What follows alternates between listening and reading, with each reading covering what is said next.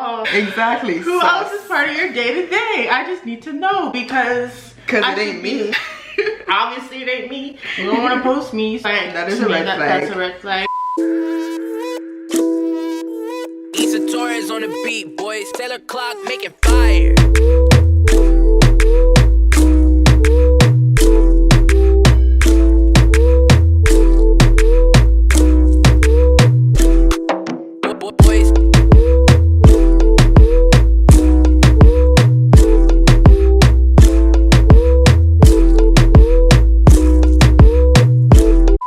You could be low-key, that's fine. If you enter the relationship with one post on your social media, I get you don't use it.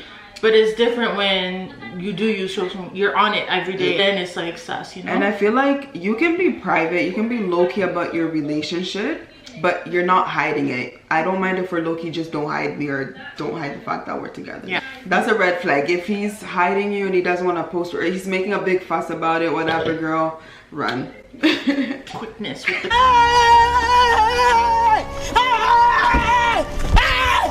Why are you running?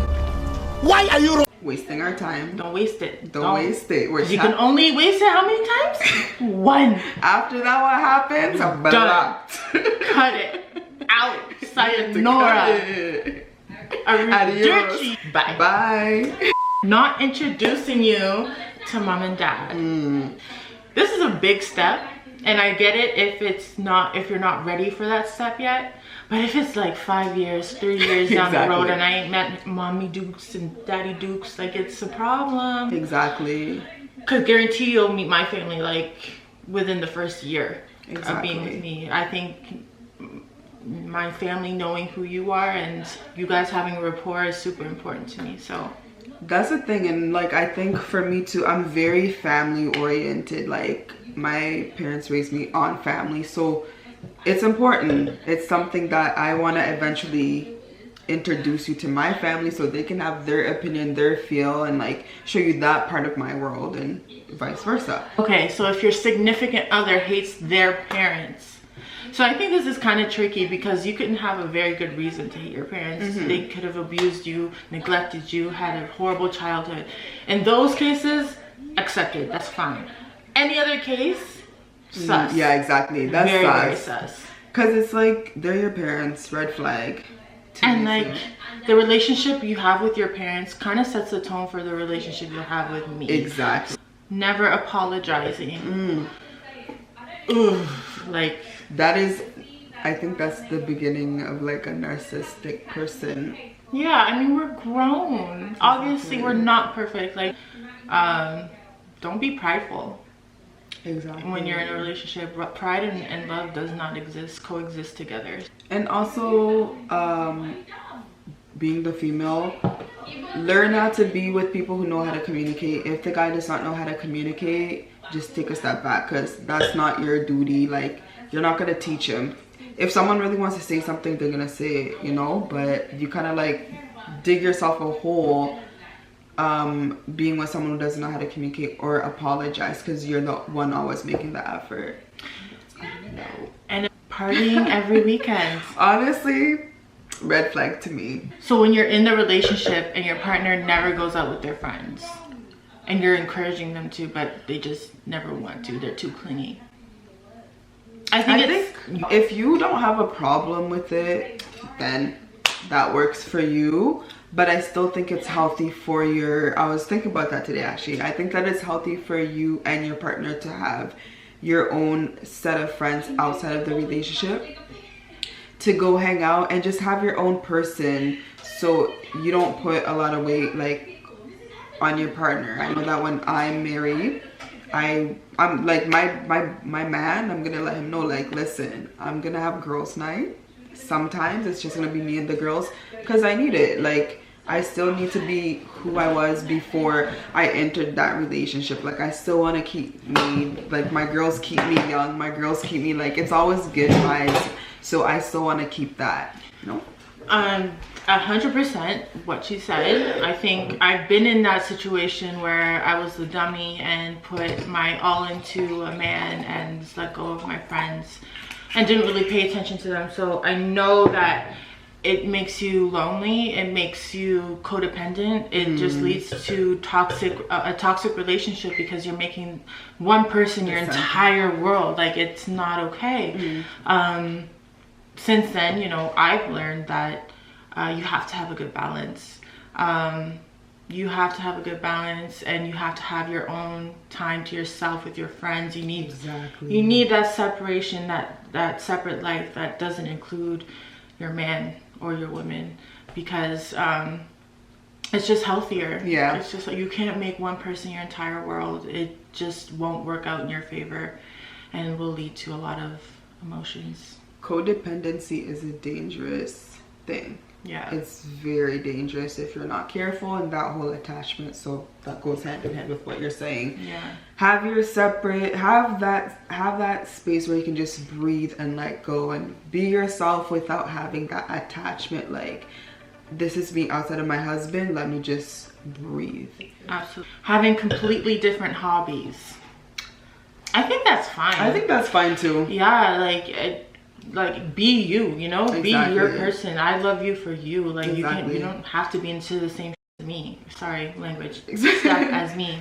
I think it makes it all depends on perspective, right? I think that it makes the relationship healthier as well, because for me, let's say I'm not into certain things, but let's say rock music.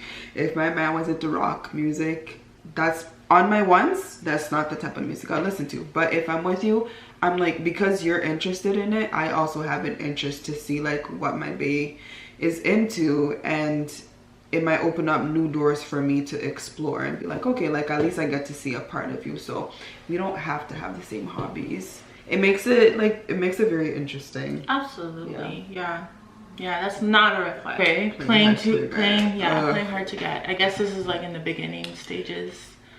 Yeah, this is like, it depends how hard you're playing, because actually forget. For playing hard to get, I don't want you. Honestly, what? You're supposed to be chasing me and you want to be playing hard to get. Are you okay? Because 9 times out of 10 you reached out to me and you want to play games and play hard to get. No, if you want me with confidence, my guy. I feel like at a certain age, when you're paying bills and like doing all of that, you have other priorities. So it's like, either you fit in with my life, or all that extra nonsense is not here. Precisely. Sharing your problems with everyone else. No. So like, if you're gonna be if you're gonna be tweeting about our last argument, you got to go. This is not a community project. It's me and you. We are dating, not us and the world. Our problems are our business. Nobody have to know. Nobody. Okay? And this goes for girls too. Girls are the worst for this. Girls love that, especially. Like, they love to do the subliminals. Nobody cares. Nobody cares. And if you run to social media instead of communicating with your man or your girl, you gotta go. Definition is gaslighting is when your partner attempts to make you feel crazy by lying to make you feel like what you're experiencing didn't actually happen, that you're imagining things, or that you're asking for, or for what you're asking for in the relationship is unreasonable or ridiculous. I got with the whole gaslighting heavy, and it's a red flag. No one should put you in a position where you feel like you're crazy or you feel like you're imagining things, because in my own like experience, when I was being gaslighted, I kind of had a feeling, but the manipulation and the words that I would hear would be like, okay, this makes sense. So if you sense yourself being gaslighted after this definition, you should run. You should end that relationship, because that's toxic, super toxic. And educate yourselves, because honestly, a lot of people don't recognize when they are being gaslighted, and then it turns into this whole manipulation thing. Exactly. And it is a form of abuse. It is abuse. So you need to educate yourselves and learn the signs and then run. Yeah, because it's like a silent killer, you know? You don't necessarily to your relationship and to your own sanity, because you're not aware because you're being fed lies. Yeah, and you're the one being made out as crazy when you're not, and you need to realize that you're not. Trust in yourself, you know, and then learn the signs and then just run. Like, there's a lot of red flags. As soon as I just see a little flare, I'm like, not today, Satan. That's how you have to get to a point in your life where, like we said, one chance you're out. So as soon as you see a little spark of red flag, you're like, nope. Yeah, I'm not here to find out what this is. Absolutely. Woo, absolutely. Punching walls or slamming doors? No, you're gonna do that to me. Wall, door, me. That's the equation, and that's just not gonna happen. What? You gotta go, cause I'm next, and I know it. Like, I'm so calm of a person that I would start crying if I heard, like, if my man slammed the door, I would start crying. I've been with a dude who like punched fences, and wait, I used to think, yes, and I used to think, man, he has so much passion. That's what it is, though. I had to grow up real quick. Sometimes we see it as passion, like, he's passionate about me, he's crazy in love. Ain't no such thing as crazy in love. Crazy and love don't exactly coexist. Crazy in love is crazy, like nothing that you want to be in. Holding you up to a certain ideal or standard. I can't even lie. I need to learn how to undo that, because I hold my people to a standard. I can't lie, and I think it's because I have high standards for myself, and then I project that onto my man, and I gotta quit it. I'm a red flag. But are you a red flag though, or are you just attracting people that don't meet your standards? Oh, girl. I don't. You just attacked me. You just attacked me. I don't know, but I think it in this instance it's more of me seeing the potential in someone rather than accepting them for who they are. And I gotta learn to accept for who you are, because you might not reach the potential that I'm thinking of. And you're preaching. That's just that. Been there, done that. Potential, like I say, potential is dangereux sometimes. Yeah, potential is dangerous because it's just potential. Exactly. It's not reality.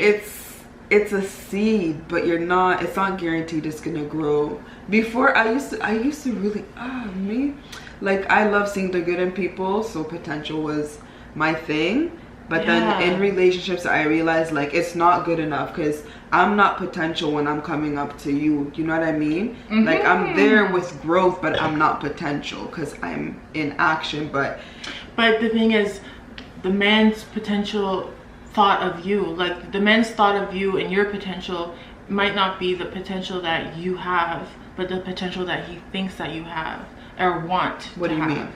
So, like, for example, you have your life together, you're good, but what if the man that you're seeing or talking to says, like, or doesn't say, but has like this vision of who you are, an idea of who you are that isn't truly who you are, but he thinks that you have potential to become that idea. Do you get what I'm saying? Yeah. Then that's dangerous, because you'll never be that idea. You'll always be you, and that man's not accepting you for you. So I think that's a problem within ourselves that within me that I gotta figure it out. But like, that's a problem that's an insecurity I think that people project onto other people.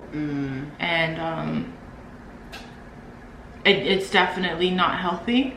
You have to love the person you're with for who they are 100%. You should never try and change them. Nope. And whatever potential you see in them, you can encourage them to develop and build, but your idea of them has to be killed. You have to love them for who they are. Your take. So, okay, first things first. Prior to entering a relationship, ask yourself something. Am I happy? If the answer is yes, proceed with caution. I like that. If the answer is no, work on yourself. You cannot enter a relationship if you're not happy with yourself first. You're just asking for trouble. Exactly. And I'm saying this out of pure experience. I have entered stuff where I was not happy with myself, and I took it out on my partner. they are not responsible. As she said, they are not responsible for your happiness. You two should really be happy on your own and come together and create another bundle of happiness. But it's not codependent. Again, it's it codependent. boils down to codependency. And honey, we will be back to talk about that. And that was the last one. That was the last one. Thank you for tuning in. This is a long video, but I think I like these type of videos, and I want to do more of these type of videos because we get to share experience, because like I said, we got real life tea. So I hope you guys enjoyed this video, and we will see you guys soon. Bye.